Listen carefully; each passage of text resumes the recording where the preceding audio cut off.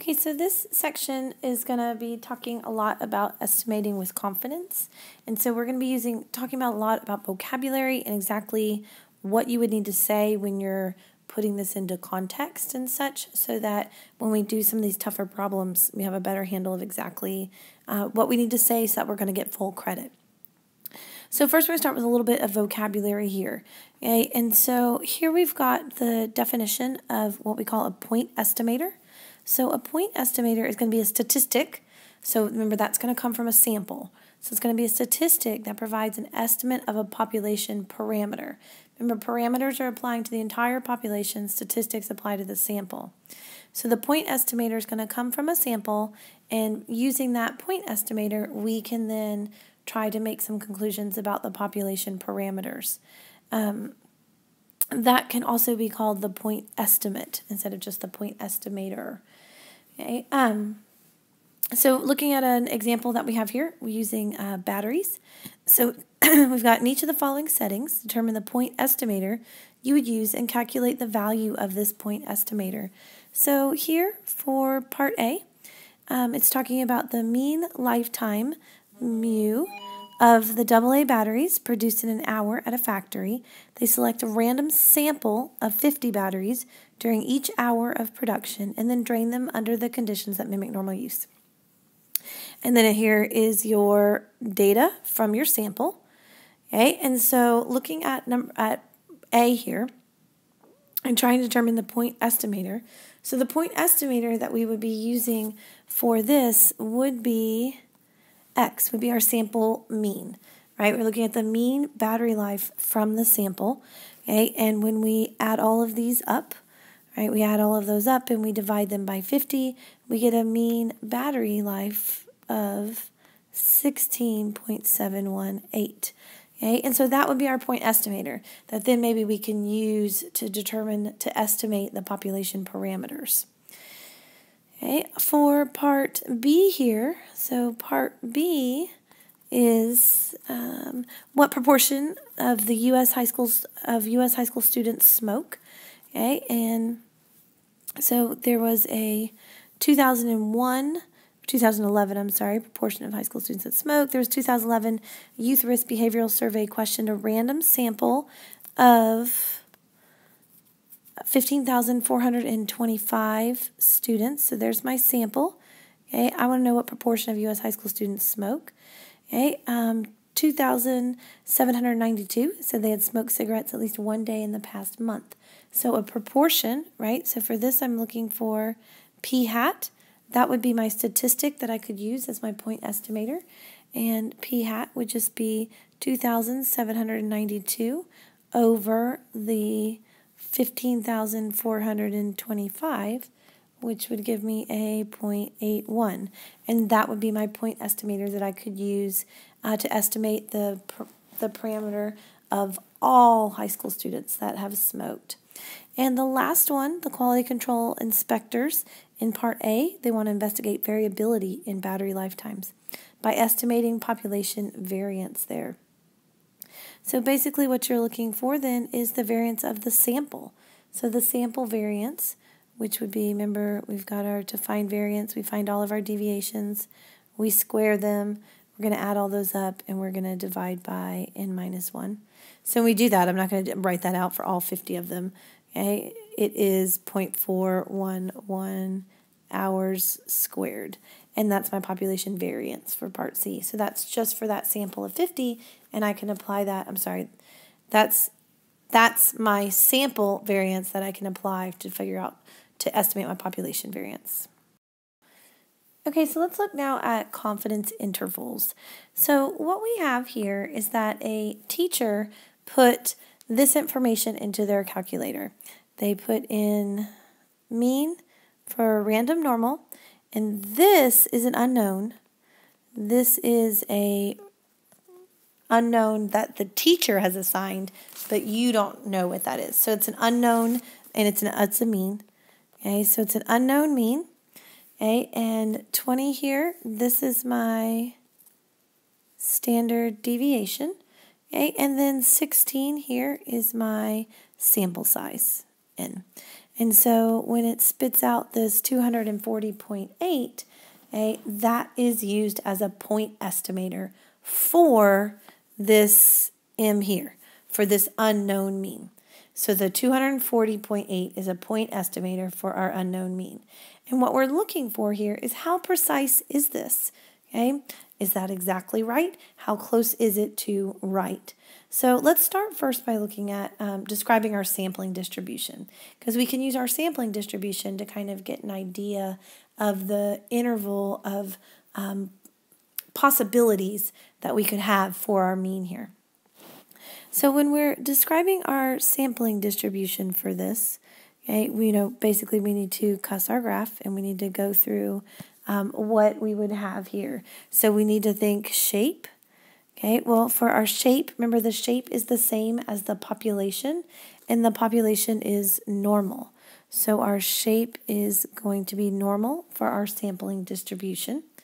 Our center, okay, so our center for our sampling distribution, okay, is going to be the mean, which is going to be the same as the mean of the population. And then for spread, we're going to be looking at standard deviation, right? And our standard deviation of the sample, right, kind of like the mean of the samples, is going to be the same as the mean of the population. Well, my standard deviation of the samples, I can use this formula here, the standard deviation of the population divided by the square root of the sample size, because 10% conditions have been met. I'm using an infinite population. I could have picked any number I wanted. Okay, so when I complete this equation, I get 20, that was my standard deviation, over the square root of 16. So I get 5 for my standard deviation of my sampling distribution. So based off that, let's go back and let's revisit some of our rules from standard deviation. In particular, our 68, 95, 99.7 rule. Okay, if you remember that rule, that was our number 68, 95, 99.7. That was 68% of our points fall between plus or minus 1 standard deviation, 95% of them fall plus or minus 2, and 99.7 plus or minus 3. Okay, so our focus is going to be the 95% level. Okay, and so remember our 95% is 2 standard deviations away from the mean. So basically what that means is that our mean, okay, so our mean of our sample is within 2 standard deviations of the sample in about 95, so in about 95% of the samples with a size n of 16. 95% of samples with n equals 16, sample size of n equals 16. Okay, so that's what this is going to mean when we use this, okay, is that our mean of our samples are going to fall within 2 standard deviations of the mean in about 95% of the samples, not 95% of the time, okay, but in 95% of samples that have a size n equals 16. So when we actually apply our numbers to this, okay, we get that we generated a point estimator, right? So that basically means that this point estimator here, this 240.8, okay, that's one sample. I took one sample of 16, okay, and I got 240.8. So I'm going to use that as my point estimator. Okay, and so if I go plus or minus 2 standard deviations from that, so my 240.80 plus or minus 2 standard deviations, so 2 times 5 is 10, so I end up with 230.8 and 250.8. 240.8 minus 10 gives me my 230.8, and then 240.8 plus 10 gives me my 250.8. So what this tells me is that we are 95% confident that the interval from 230.8 to 250.8 captures my parameter. Okay, so I'm 95% confident that my parameter, which is my mean of this entire population, is going to fall in that interval between that 230.8 and 250.8. So there are a couple of ways that you can see this written. So I'm going to, based off the same example that we just had, so you could see your confidence interval written as 240.8 plus or minus 10. You could see 230.80 to 250.80, or you can see it kind of how it was written on the last one. In parentheses, 230.8, comma, 250.8. Okay, those are all different ways of writing our confidence interval. Basically, I'm putting my point estimator, right, my statistic, I can't spell, my statistic that I can use to estimate information about my parameter. So I'm going to put my point estimator, and then I'm going to plus or minus my margin of error, which in this case was our 2 standard deviations. Okay, and that's how I'm going to find and calculate my interval. So looking at a few more definitions here. So let's look at the difference here between a confidence interval versus a confidence level. So with a confidence interval, like for instance here, I'm C% confidence interval. So in our last example, that was our 95% confidence interval. That's going to give my interval of plausible values for a parameter. So plausible values, things that are actually a good possible answer. Okay, so plausible values for a parameter. The interval, we've already talked about how it's calculated, right, using our point estimator plus or minus our margin of error.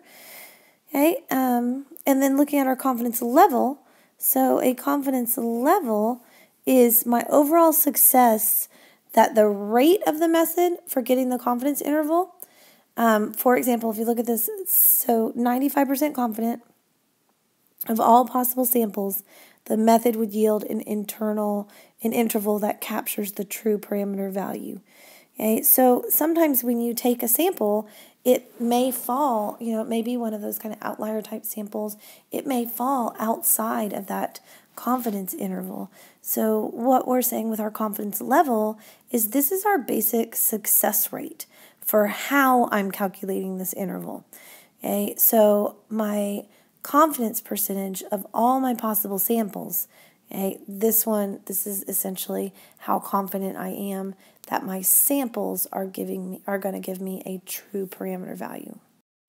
When it's time to interpret our confidence intervals, okay, this is kind of like we've done this before. We've basically memorized a sentence stem. So your sentence stem for this one is that we are C% confident, a vast majority of the time we're going to be 95% confident, that the interval from blank to blank, so in our last example we are 95% confident that the interval from 230.8 to 250.8 captures the whatever it is you're looking for, the parameter, and like we said before, in context. Okay, that is the true mean, that it's the mean that was randomly selected by their teacher to put in the calculator. Okay, and we're going to look at some examples of this, but the number one thing here is that we've got to make sure we're putting this in context. So let's look at this example here about an election. 2 weeks before a presidential election, a polling organization asked a random sample of registered voters the following question. If the presidential election were held today, would you vote for candidate A or candidate B? Based on this poll, the 95% confidence interval for the population proportion who favor candidate A is 0.48 to 0.54. So part A of this problem is asking us to interpret our confidence interval. That's our sentence stem that we just looked at. Okay, so when we're interpreting our confidence interval, we're going to lay out that sentence stem. We are 95% confident, okay, because it told us here, we are 95% confident. We are 95% confident that the interval from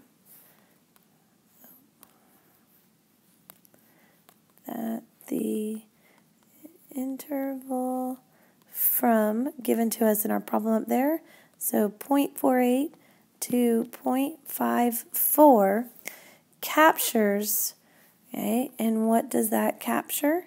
Well, hopefully that is capturing the true proportion of all registered voters, because that's what we're assuming we're looking at here is all registered voters.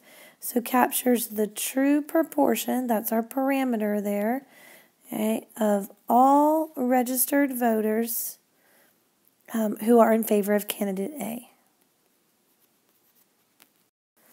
Okay, so I know that's a really long answer, okay, and I'm sorry it's so messy, but when we're interpreting these, again, it has to be in context. If it's not in context, you're not going to get full credit. So we are 95% confident that the interval from 0.48 to 0.54 captures. That stays the same all the way, in all of your various problems. The context is the true proportion of all registered voters in favor of candidate A. You have to write all of that out. And if you haven't been practicing that on your homework, on your tests, on your quizzes, you have to make sure that you are doing that every single time, writing all of that out. Okay, so let's look at Part B. Part B wants to know what is the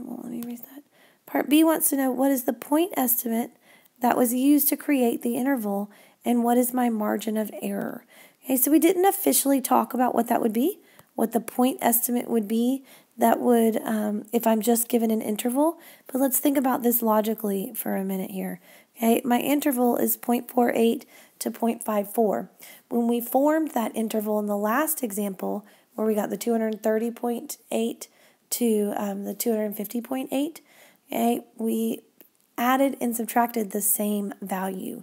So my point estimator, when I've just been given a confidence interval, is just going to be right in the middle, right? So my p hat is going to be 0.51, right in the middle of 0.48 and 0.54, which means my margin of error then is going to be whatever that would take to get to 0.48 and to 0.54. So my margin of error is 0.03. So Part C then wants to know, based on this poll, a political reporter claims the majority of registered voters favor, which means it needs to be higher than 0.5, favor candidate A. Use my confidence interval to evaluate this claim. So if I was evaluating this claim, I would have a big fat no. Okay, it does not support. This does not give me convincing evidence that the majority of registered voters favor candidate A, because there are plausible values that are less than 0.5. My interval goes all the way down to 0.48. So there are plausible values that I could get that would not be in the majority. Okay, so let's look at a confidence level now compared to a confidence interval. So when we're looking at the confidence level, okay, if we're saying we're 95% confident, okay, what that means is that if I took a whole bunch of samples of the same size, remember they always have to be of the same size, from the population, about 95% of them will result in an interval that captures the actual parameter value. It does not say if I take a bunch of samples that 95% of them will give me the actual parameter value. It says they will give me an interval that will capture the parameter value. It also does not say that 95% of the time that I'm going to get the right answer. Like, it does not tell us that the chance that a particular confidence interval captures the population parameter. Okay, so it does not tell me that if I pull a particular sample and get a particular confidence interval, it does not tell me that 95% of the time that interval captures the population parameter. What it says is that if I take a whole bunch of samples, if I do this a whole bunch of times, okay, then 95% of the time I will get an interval that will capture the parameter. Okay, so it tells us, again, it tells us how well our method is working, okay, and if that we're using a procedure that, how well we're using the procedure to get our interval that captures the population parameter. Okay, so for example, back with our example from the teacher and the calculator, remember we had our estimator and our margin of error was 10, right? 2 standard deviations. Our sample size was 16. Okay, so back with that one, if we took lots and lots of SRSs of a sample size of 16 from that unknown population, the interval of the point estimator plus or minus the margin of error will capture the population mean for about 95% of these samples. So if I took thousands of SRSs of a size of 16 from this unknown population, okay, about 95% of those samples will give us an interval that the population parameter will fall in between. That will capture. That's what it means by capturing the population parameter. It will fall in between this value and this value. It will be captured in there. Okay, so let's look at this example here regarding social media. So the Pew Internet and American Life Project asked a random sample of 2,253 adults, U.S. adults. Do you ever use Twitter or another service to share updates about yourself or to see updates about others? Of the sample, 19% said yes. According to Pew, the resulting 95% confidence interval is 0.167 to 0.213. So let's start with interpreting the confidence interval, right? So when we're interpreting the confidence interval, that's when we're using our statement, our blanket statement. We are 95% confident. I'm not going to write all this out because it takes up too much space. Y'all write it out, but it gets too messy here. So we are 95% confident that the interval from 0.167 to 0.214, remember this is our blanket statement. We are 95% confident that the interval from 0.167 to 0.214 captures, and then in context, what is it capturing? Well, this is a proportion. So we are 95% confidence that the interval from 0.167 to 0.213 captures the true proportion of U.S. adults, because that's my population that I'm talking about, of U.S. adults that use Twitter or another service.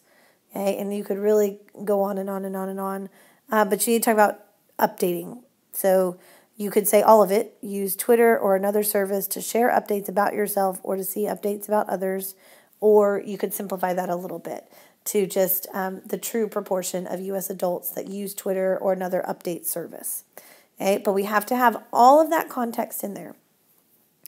So if I'm going to interpret the confidence level, okay, so if my next step then, it's like spray paint, I don't want that. Okay, so my next step is interpreting the confidence level. Remember, my confidence level is that if I took bunches and bunches of samples, okay, whatever my confidence level is how often I would be pulling samples that the interval from that sample will capture the parameter. So my confidence level would basically be that if I took lots and lots of samples of 2,253, I've got to mention the sample size in my answer here. So if I took many, many, many SRSs of 2,253 U.S. adults, right, because I've got to use my context. So 2,200 samples of 2,253 U.S. adults were taken.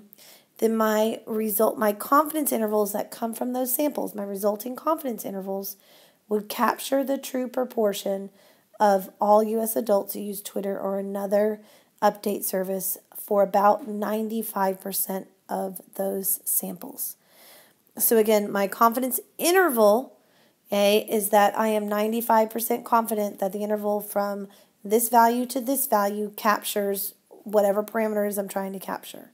My confidence level is that if I take bunches and bunches of samples of whatever size it was, so 2,253 U.S. adults, okay, then my confidence intervals that I pull from those samples, okay, 95% of them, or about 95% of them, are going to capture the true proportion of all U.S. adults who use Twitter or another update service. Context, context, context.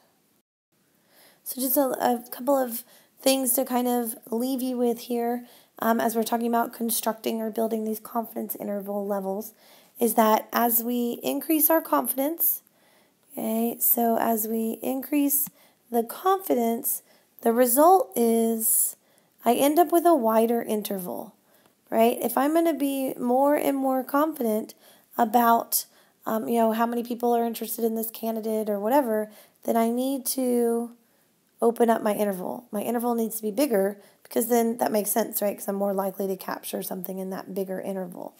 Okay. Also, as I increase my sample size, so as I increase in, the result is that I'm going to narrow my confidence interval.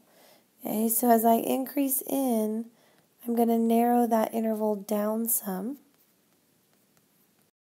Remember, when I increase sample size, I decrease some of the variation, right? And my interval is based off of standard deviation.